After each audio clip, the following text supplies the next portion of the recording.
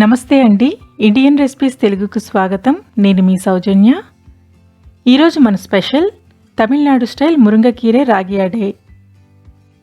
మునగాకు రాగి పిండితో చేసే హెల్దీ రాగి రొట్టె అండి.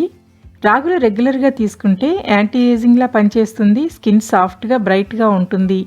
ముడతలు త్వరగా రావు, యంగ్గా కనిపిస్తారు. కాల్షియం, ఐరన్, ఫైబర్ లాంటి అన్ని రకాల పోషకాలు లభిస్తాయి.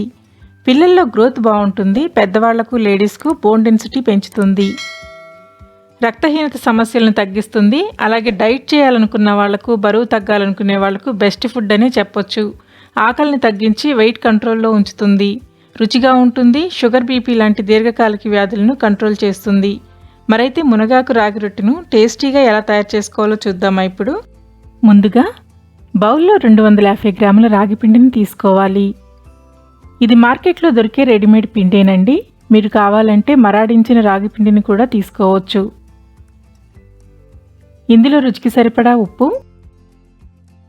1/2 టీ స్పూన్ కారం, 1 టీ స్పూన్ జీలకర్ర, చిన్న ముక్కలుగా తరిగిన సాంబార్ ఆనియన్, సన్నగా తరిగిన 2 పచ్చిమిరపకాయలు, 2 రెమ్మల కరివేపాకు వేసుకొని ఇంగ్రీడియంట్స్ అన్నీ పిండితో కలిసేలాగా కలుపుకోవాలి.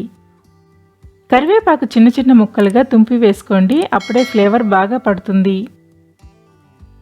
సాంబార్ ఆనియన్ అవైలబుల్గా లేకపోతే మీడియం సైజ్ పెద్ద ఉల్లిపాయను చిన్న ముక్కలుగా కట్ చేసుకొని వేసుకోండి. అలాగే ఒక గుప్పెడు శుభ్రం చేసిన మునగాకును వేసుకొని కలుపుకోవాలి. ఈ పిండికి ఒక గుప్పెడు మునగాకైతే సరిపోతుందండి. ఇప్పుడు వాటర్ కొద్ది కొద్దిగా వేసుకుంటూ కలుపుకోవాలి. మునగాకు నీళ్లతో శుభ్రం చేస్తాం కాబట్టి తడి ఉంటుంది.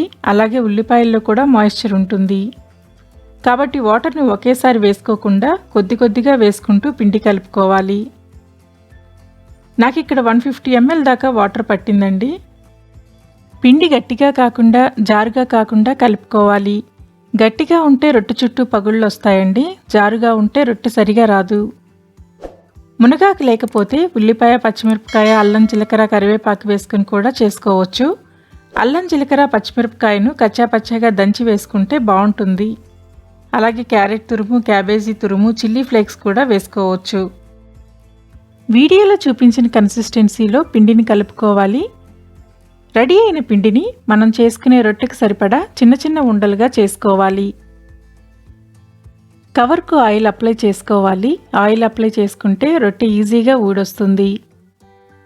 ఇప్పుడు పిండి బాల్ని కవర్ మీద ఉంచుకొని చేతితో ప్రెస్ చేస్తూ రౌండ్ షేప్కి వచ్చేలాగా ఎడ్జెస్ను సెట్ చేయాలి. పిండి డ్రైగా అయినట్లు అనిపిస్తే చేతికి కొంచెం తడి చేసుకోవాలండి. చేతులు డ్రైగా ఉంటే రొట్టె సరిగా రాదు. అలాగే కవర్ మీద నుంచి తీసేటప్పుడు కూడా చెయ్యి కొంచెం తడి చేసుకుని తీస్తే ఈజీగా వస్తుంది.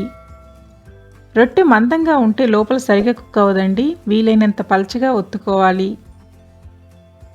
ఇప్పుడు రెడీ చేసుకున్న రొట్టెను పెనం మీద వేసుకొని కాల్చుకోవాలి. చూడండి ఇక్కడ రొట్టె కవర్ మీద నుంచి ఎలా ఈజీగా వచ్చేసిందో. వేసిన వెంటనే తిప్పకూడదండి. కొంచెం కాలిన తర్వాత తిప్పుకోవాలి. వెంటనే తిప్పారంటే రొట్టె విరిగిపోతుంది. ఆయిల్ వేసుకొని 2 వైపులా తిప్పుతూ సిమ్లో పెట్టుకొని కాల్చాలి.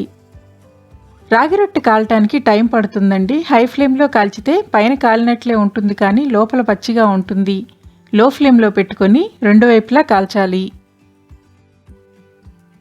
ఇంతేనండి, తమిళనాడు స్టైల్ మునగాకు రాగి రొట్టె రెడీ అయ్యింది.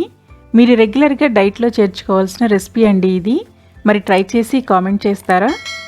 వీడియో నచ్చినట్లయితే ప్లీజ్ లైక్ చేసి సబ్స్క్రైబ్ చేయండి. మరిన్ని వీడియోస్ కోసం ఇండియన్ రెసిపీస్ తెలుగు ఛానల్ని చూస్తూనే ఉండండి. Thank you for watching.